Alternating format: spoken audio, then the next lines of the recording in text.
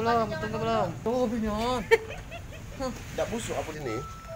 Dia spesialis melakukan pencurian malam hari. Dia modus yang sering dilakukan, dia membobol rumah. Kalau terkunci membuka paksa dari dapur. Kalau yang satu ini dia membuka atap rumah. Kemudian dari pelapon dia masuk ke ruang tamu dan melihat apa yang terhidang di situ, yang kira-kira bisa dibawa, dan yang bisa dibawa, yang berharga baru dibawanya. Salah satu ini kebetulan di ruang tamu itu yang bisa diangkat laptop, ada TV, yang lain-lain mungkin tidak bisa diangkat, jadi ini. Kemudian korban melapor ke tempat kita di polsek.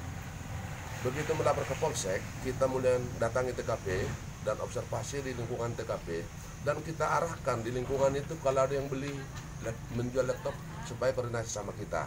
Ternyata benar. Saya kira setengah hari kemudian, besok harinya itu tersangka menjual laptop. Langsung kita korban connect ke kita, dijanjikan untuk bayaran cash, kemudian kita datang dan mengamankan pelaku. Berikut BB 1 unit laptop merek Innova yang dibawa saat itu. Uang itu Kak tanya.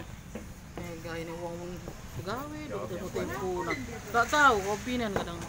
Nanya pesan apa? Jual laptop di konter. Bukan jual laptop ke polisi. Bukan.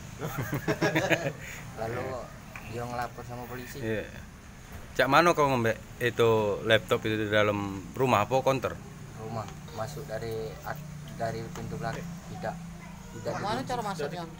Malam itu ya? Iya. Mana cara masuknya? Masuk dari manjat itu pagar. Ya terus Apa yang kau ambil itu? Ambil laptop sama tasnya. Kunci mobilnya ada di mobilnya. Tidak gua ambil. Baru kali ini lah. Badai. Iya. Berapa udah jual? Banyak